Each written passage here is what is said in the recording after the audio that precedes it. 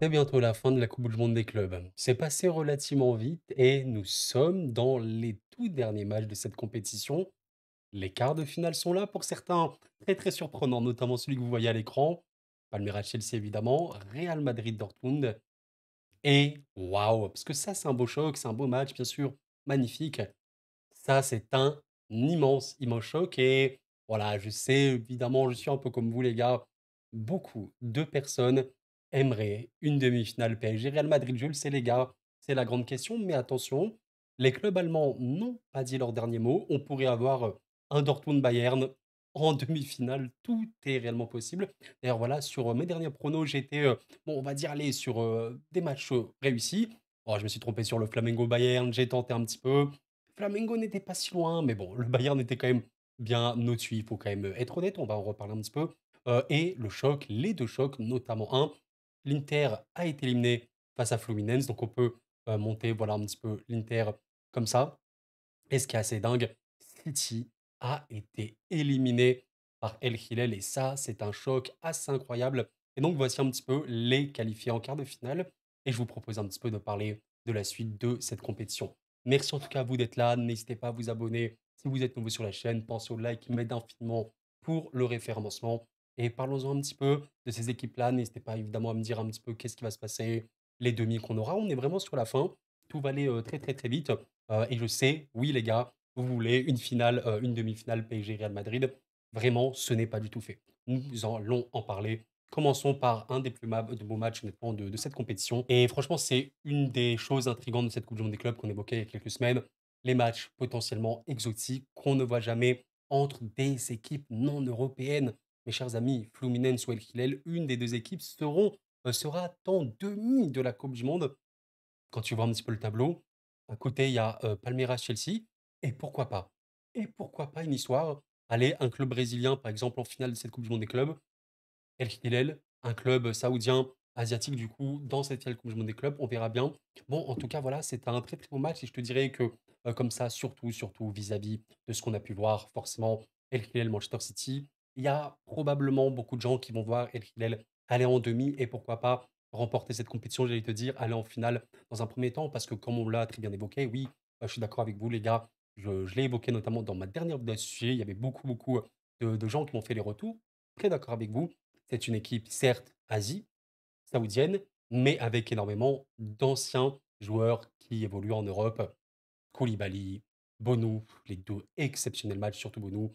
Cancelo, évidemment, il joue à City, ça qui est assez drôle. Renan Lodi, Malcolm, Milinkovic-Savic, entre autres. Et Ruben Neves, ça fait 7 joueurs dans le 11 titulaire qui ont déjà évolué en Europe. Et les derniers, alors Leonardo, qui a évolué en Europe, qui a fait vraiment un très très bon match. J'avoue comme ça que j'ai, ouais, à Benfica. À Benfica, pas très longtemps. Bon, voilà, il a connu l'Europe et même s'il est très très jeune, hein, voilà, 22 ans. Et par contre, Al Dassari, El Herbi et Kano sont des Saoudiens, il me semble, qui n'ont pas connu autre chose que ça. Donc voilà, il faut aussi dire les choses très très clairement. Et chose évidemment qui a aussi fait beaucoup parler, bah ouais, leur nouveau coach, c'est bien Simone Inzaghi.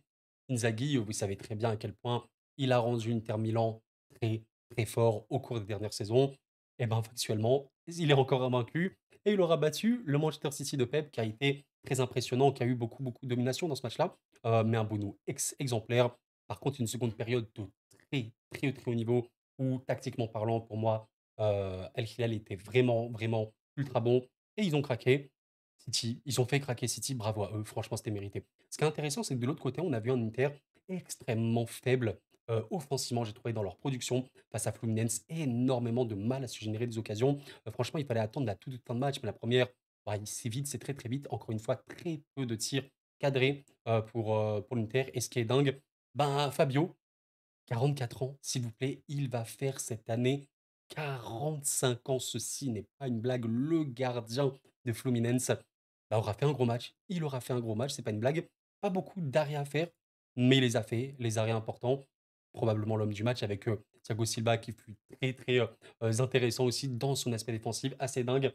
Bravo à Fluminense. Ah, franchement, les gars, le feeling que j'ai actuellement, c'est que les deux équipes, il faut savoir qu'elles sont invaincues. Voilà, Fluminense n'a pas perdu. D'ailleurs, a fait 3 clean sheets assez incroyable, a fait 4-2 face à Ulsan. Et concernant l'équipe d'El Hilal, je crois qu'ils sont également invaincus, ouais, avec bah, également 2 clean sheets. Voilà, un match nul face au Real, on se souvient bien. D'ailleurs, le Real a eu un peu de mal quand même à affronter cette équipe. Je me souviens d'avoir vu à El Hilal, notamment en première période, très, très bon. Franchement, voilà, Courtois, a fait des arrêts, mais beaucoup, beaucoup de ratés de mémoire de la part des Saoudiens. OK, il faut l'évoquer. Ben, les gars, j'ai un feeling, assez particulier. Qu'est-ce que vous voyez, potentiellement? Comme ça, je vais peut-être repartir sur la chose qu'on imagine le plus. Je dirais El Hilal, pourquoi pas qualifié en demi-finale? Ah, c'est dingue de se dire ça. Qui aurait cru ça avant le début de la compète? Peut-être vous. OK les gars, il y a pas de problème là-dessus. En fait, je peux considérer que Fluminense va en demi. Pourquoi? Ben, parce qu'ils sont assez solides, peuvent refuser le jeu et mine de rien, ils ont un gardien qui a été performant. Il y a pas de problème là-dessus. On sait que dans une compète comme ça, il faut aussi avoir un gardien de haut niveau. C'est le cas d'El Hilal avec Yacine Bounou. Yacine, il s'appelait comme ça? Yanis? Je crois qu'il s'appelait Yacine plutôt. On va voir rapidement. Ouais, voilà, c'est ça. Il est de très, très haut, très haut niveau et on pourrait imaginer un El Hilal qui peut-être subit des occasions, mais qui aura un gardien de très haut niveau comme ils l'ont montré. Et surtout, on a bien, bien, bien vu à quel point l'explosivité potentielle d'El Hilal est très, très importante. Ça sait partir en contre, dans le dos, plutôt bon coup de pied arrêté. Match potentiellement spectaculaire, je sais pas à quel point. Waouh! En tout cas, le City et le Hilal qu'on a pu avoir était formidable. On espère un match, fou comme ça, on verra bien. Mais ouais, je te dirais que c'est plutôt favori, côté, des Saoudiens. Allez, peut-être du 60-40. Je vais vraiment pas du tout sous-estimer maintenant ces équipes brésiliennes qu'on a vues sont aussi fraîches. Factuellement, elles sont fraîches, elles sont bien. Tactiquement, je les trouve très intéressantes. Et si Fluminense le fait? Et je vais partir sur El Hilal, vous me faites en tout cas vos retours. Match extrêmement intéressant et je vous l'invite vraiment à le regarder. Et parlons un petit peu de Palmeiras-Chelsea, les gars. Alors, il faut savoir un truc, comme je l'évoquais, ce sera un des futurs adversaires de Fluminense et El Hilal. Encore une fois, chose extrêmement intéressante, un club brésilien est présent et Palmeiras, eh ben, ils sont invaincus. Alors, OK, je suis d'accord, le groupe dans lequel ils étaient n'était pas forcément le groupe le plus choquant de la compétition. OK. Mais c'est un petit peu le cas aussi pour Chelsea, dont on va parler après. Avec Porto, tu fais un clean sheet 0-0. Bon, tu bats Botafogo 1-0 en prolongation. Match très, très fermé, pas très beau. J'avoue, j'ai vu le match. Bon, c'était pas beau. C'était pas un beau match. Je sais pas s'il y a eu beaucoup de production. Dans la première période, il y a zéro tir cadré. Seconde période, bon, Palmeiras, c'est un peu au-dessus quand même. Et ils ont craqué, ouais, je pense, voilà, en prolongue. Et c'est après où, voilà, Palmeiras a complètement fermé, mais le bus, et ils ont réussi à passer. Bon, c'était pas un très, très beau match et Palmeiras ne m'a pas non plus, donné une méga forte impression. Je vais être honnête avec vous. Bon, par exemple, ici, contre Inter Miami, tu es au-dessus, tu vois, quand même, tu es fort, mais ça t'empêche pas quand même de te prendre 2 buts rapidement et c'est surtout en fin de match où tu as des situations, mais tu pas forcément le plus solide, derrière.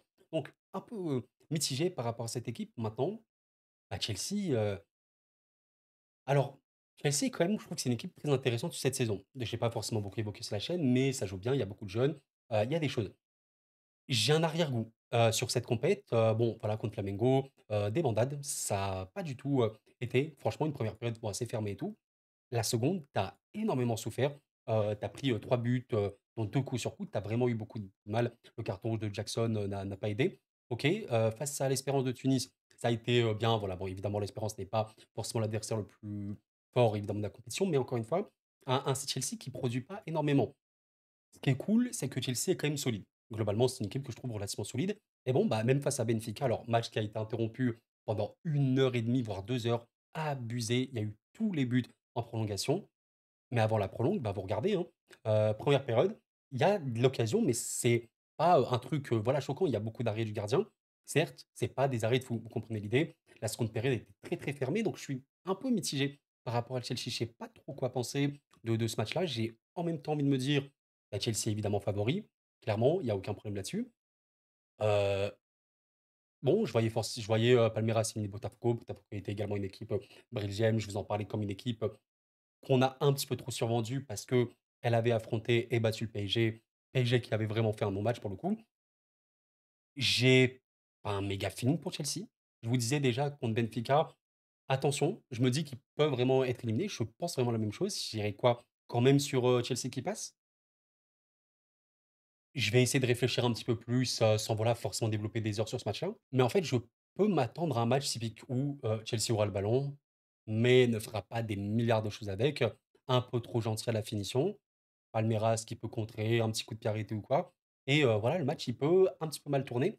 Je vais quand même rappeler un truc, voilà, Palmeiras, il y a eu, 2 clean sheets, 3 clean sheets même, 3 matchs où ils ont pas pris de but et les 2 buts contre l'Inter Miami, je crois que c'était pas loin des 2 erreurs. Je sais qu'il y avait, 1 erreur minimum dans ce match-là. Donc globalement, je te dirais que OK, Palmeiras n'a pas une production de fou, mais ça va, ils encaissent pas de fou. Je te parle des buts et des occasions. J'ai même pas vu Gros, gros moment où j'ai senti Palmeiras vraiment sous l'eau et Chelsea m'a pas forcément donné cette sensation d'être un club qui va rouler sur l'adversaire.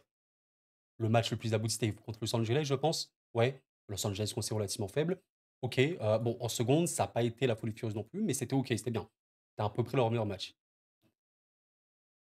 Bon, je vais quand même, en vrai, j'ai envie de dire Palmeiras, hein, c'est faux, les gars. Franchement, j'ai envie de mettre Palmeiras. J'ai envie de mettre Palmeiras, les gars. Je sais pas, j'ai un feeling Palmeiras. Je sais pas.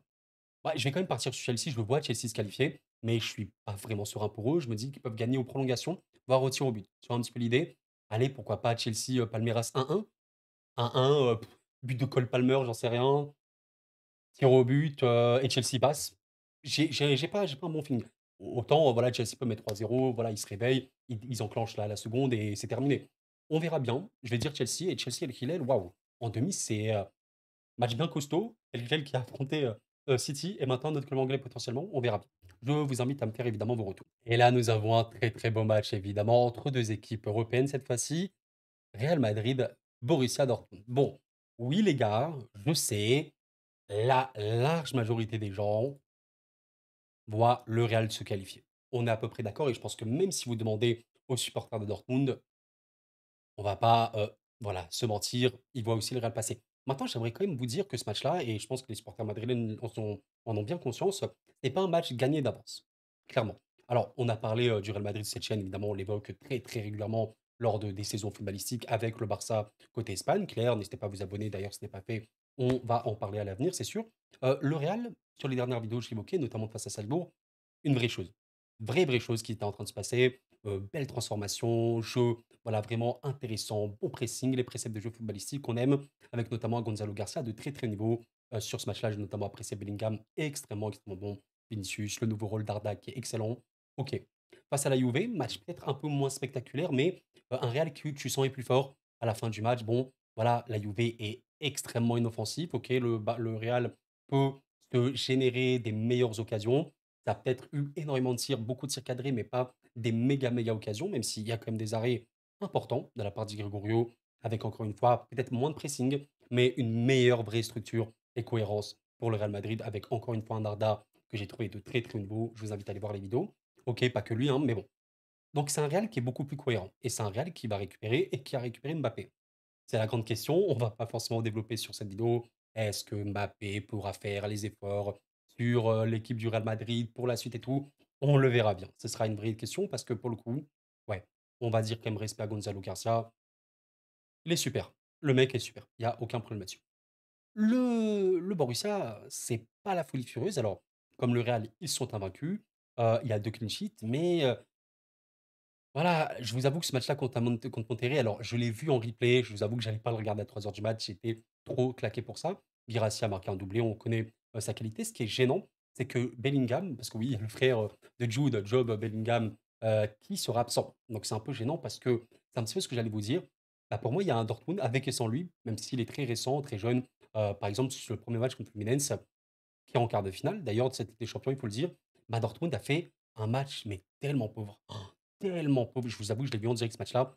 Il y a eu 3 tirs cadrés, 0 grosse occasion. C'était quasiment que des tirs de loin. Un seul tir dans la surface pour Dortmund, c'était le néant. Bon, bah peut-être que Fluminense était meilleur qu'on le pensait. En tout cas, défensivement, ils sont bons, comme on l'a évoqué.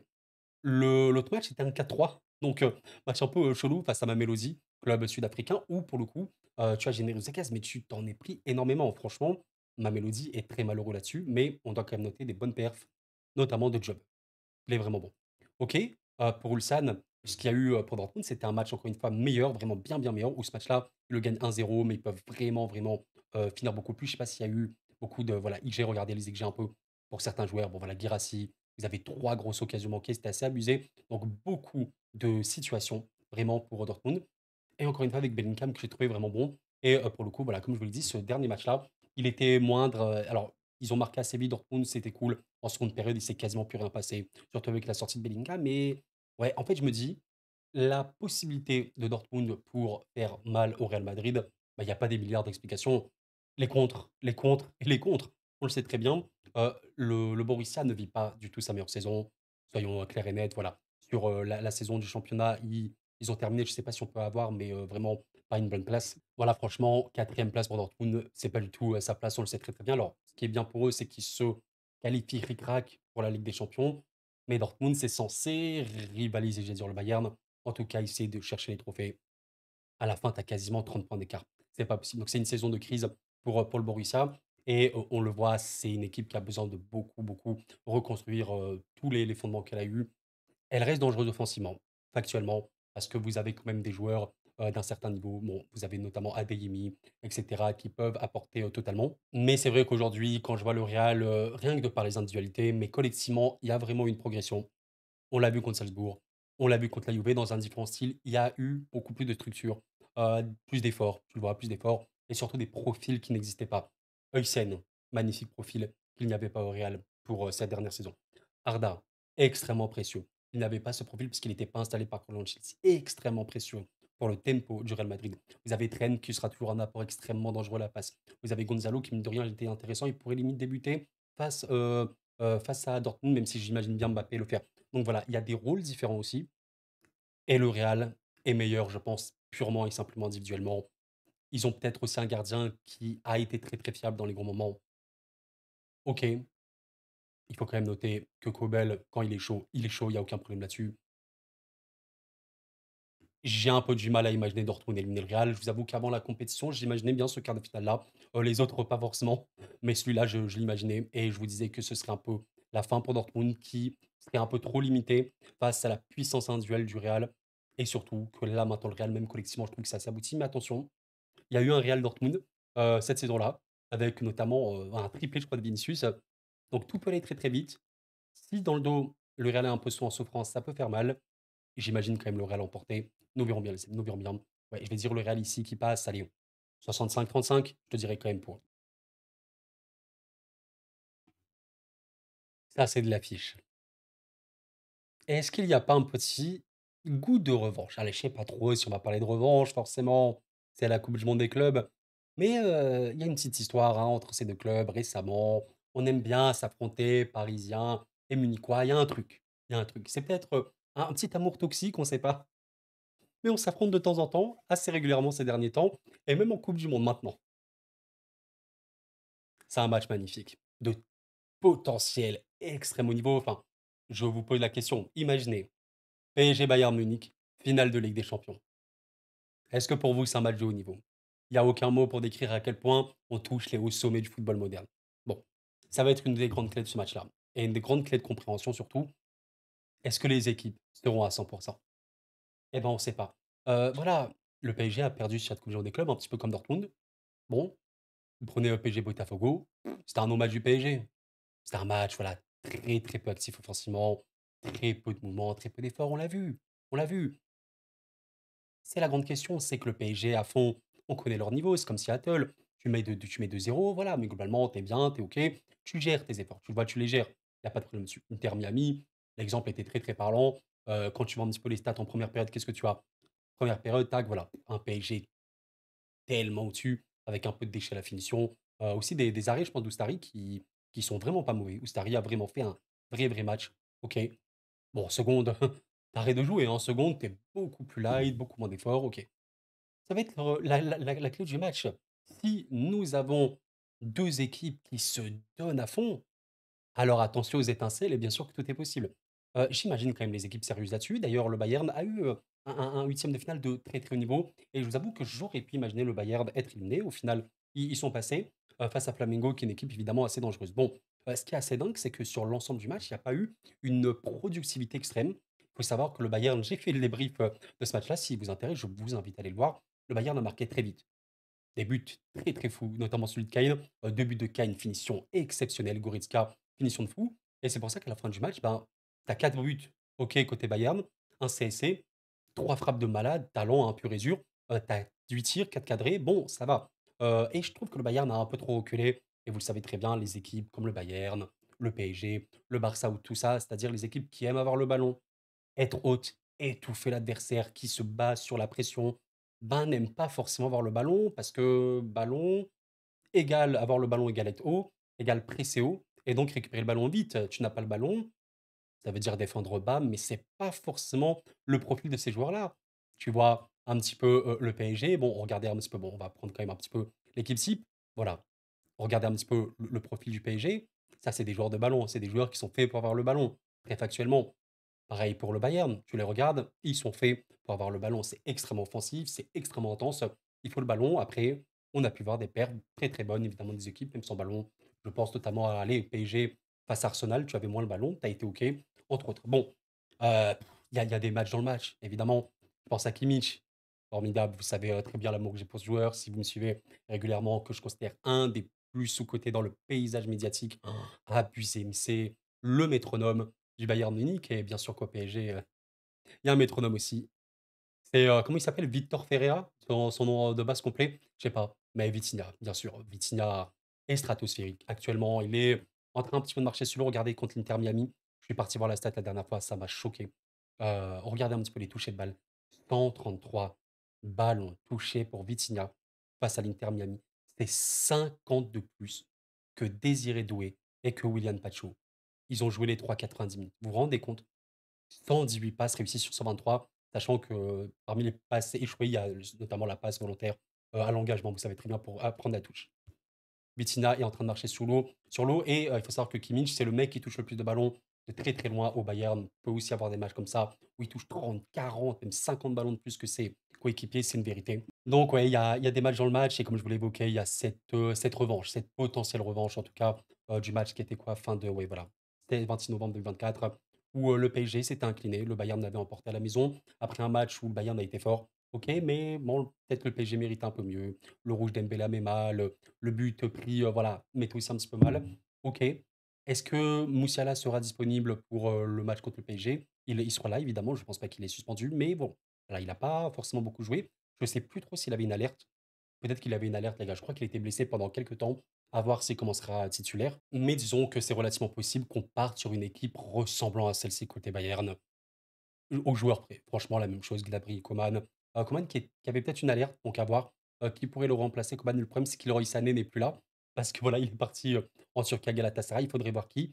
Mais en tout cas, si comment je pense qu'on l'appelle comment est dispo, on aura quelque chose comme ceci. C'est un magnifique match. Franchement, c'est un magnifique match. J'ai pas besoin de vous dire qu'à quel point tout est possible dans ce genre de match-là. Ça se décidera à quel point les équipes seront de un motivées pour jouer à ce match-là. Je pense qu'ils seront motivés, c'est très normal. De 2 à quel point l'intensité pourrait être énorme et de 3 à quel point tu vas pouvoir durer. Bah oui, parce que physiquement, si tu trop cramé au bout d'un moment, c'est terminé. Bon, je vais vous donner un petit peu le feeling que j'ai eu au moment où on connaissait cette affiche. Je considère aujourd'hui le PSG qui joue à un niveau maximal est une équipe qui ne peut quasiment pas perdre parce qu'elle est vraiment, vraiment très, très forte. Les rares équipes qui peuvent affronter ce PSG-là au max, ben, le Bayern en fait partie parce qu'elle est également au max capable de se hisser à des niveaux ainsi, à des niveaux comme ça. Voilà, on sait que le PSG a aujourd'hui aussi Ousmane Dembélé qui va être de retour. On verra bien. Je ne peux pas vous prédire le match avec exactitude, mais j'imagine si on est sur un match intense, ben, le PSG et le Bayern se battre pour tous les ballons. Un petit peu ce qu'on a pu voir ben, lors du match, le premier match de cette saison-là. Et un PSG potentiellement bah, très très fort, très très très très en confiance. Et j'allais te dire une claque, je sais pas si avoir une claque, mais il peut avoir beaucoup de buts. Disons que c'est un match, alors, ce sera pas comme PSG Inter, les gars. Non, ça sera pas 5-0, mais ça peut être un match où une des deux équipes plonge. Parce que l'autre met trop d'intensité. Je vous prends un truc bête, mais si le Bayern n'arrive plus à ressortir de ballon pendant 20 minutes, alors le PSG a vraiment des probabilités de marquer très, très, très fortes. Avoir Neuer, avoir la capacité défensive des joueurs aussi de faire à faire des différences. Je pense notamment à Upamecano, que je trouve également extrêmement sous-coté. Très, très, très, très bon joueur de football. Entre autres, à quel point tu pourrais être consistant. Ouais, le Bayern n'a pas méga rassuré, je te dirais, dans cette phase, de coupe du monde. Bon, Flamengo, tu un peu trop reculé. Contre Benfica, un énorme déchet à la finition. Côte Boca, c'était OK, mais voilà, tu te dis: «Bon, tu peux vraiment faire mieux», mais ça reste le Bayern. En l'état, je pense que si on parle d'un feeling, pourcentage, pour moi, c'est du 55-45 PSG. Honnêtement, là, je parle des 2 équipes au max. Avec, on va dire, un PSG qui va être tellement fort, on le sait, dans sa conservation, dans sa capacité à se créer les espaces, à sa permutation, à sa versatilité et à des joueurs qui aujourd'hui sont un peu à leur prime. Vitinha, João Neves, malgré la jeunesse de João, etc. Pacho, peut-être qu'ils auront beaucoup de mal. Enfin, peut-être que Kane essaiera d'avoir des ballons en profondeur, mais Pacho ne lui laissera rien passer. Peut-être que João Neves va récupérer 30 000 ballons dans le match. Peut-être que Vitinha ne va pas rater une passe. On connaît aussi le côté extrêmement dangereux du potentiel offensif parisien et je te dirais peut-être qu'aujourd'hui, le PSG par rapport au Bayern a un petit avantage là-dessus. On sait que le Bayern aimerait, changer, en tout cas rajeunir ou la rajeunir, renouveler son attaque. Olysée, je l'ai pas évoqué, mais génie, magnifique, c'est un de mes joueurs préférés en ce moment. C'est un des meilleurs joueurs du monde. En ce moment, il y a aucun problème là-dessus. Voilà. Kane et voilà, il y a des joueurs comme Gnabry, comme Coman, qui a un petit peu envie de nouveau et c'est pour ça qu'il y avait beaucoup, beaucoup cette rumeur Barcola au Bayern. Je peux comprendre parce que Barcola, pour le coup, irait très bien au Bayern et factuellement, le PSG, bah, a, cette qualité offensive. Kvara, Barcola, Désiré, Ousmane, ça fait très, très mal, ça fait très, très peur quand tu sais que tu as potentiellement Gonzalo Ramos, Tenny Mayulu, Mbaye, bon Gonzalo surtout, ça fait peur. Je suis d'accord avec vous, très polyvalent, extrêmement dangereux, qui peut manquer de finition, c'est une vérité, mais avec l'apport des milieux de terrain, notamment Fabian, qui aime beaucoup être décisif dans le dernier tiers ces derniers temps, ça peut être très, très fort et j'ai même pas évoqué évidemment la qualité des latéraux parisiens qui sont, je sais pas à quel point ils sont au sommet. Bien sûr qu'ils sont aujourd'hui dans le top, top, top, top, top, top mondial. À force égale et avec un réalisme normal pour les 2 équipes, pour moi, le PSG remporte ce match-là. On le verra les gars, pourquoi pas après prolongation. Il peut se passer beaucoup de choses. On dit un gros score, allez, un petit 3-2. Un gros score, un petit 3-2. Pourquoi pas un petit 3-2 pour le PSG? Allez, ouverture du score du Bayern, égalisation PSG, 2-1 Bayern, 2-2 PSG et allez 3-2 PSG, but, de Vitinha. On va dire un truc comme ça, pourquoi pas? Après un match, je l'espère, d'anthologie, 18 h ce 5 juillet 2025. On y va les gars, on y va. Allez mes chers amis, je vous remercie d'avoir suivi de cette vidéo que j'ai, tournée assez tard. Je suis un peu claqué, je suis désolé si j'ai paru un petit peu, voilà, comme ça. N'en voulez pas. Merci à vous en tout cas, c'est toujours, passion, passion, un plaisir de malade que de vous parler de foot, tout simplement les gars et on arrive bientôt sur la fin. N'hésitez pas à me faire un petit peu vos retours sur tout ça et on en reparlera. En tout cas, on aurait des quarts de demi, waouh! Oh les demi bien méchantes. Nous verrons bien les gars, nous verrons bien. Prenez soin de vous les amis. Faites attention à vous, il fait quand même très, très chaud. Si vous pouvez, essayez de vous reposer évidemment. C'était Koro et la paix sur vous.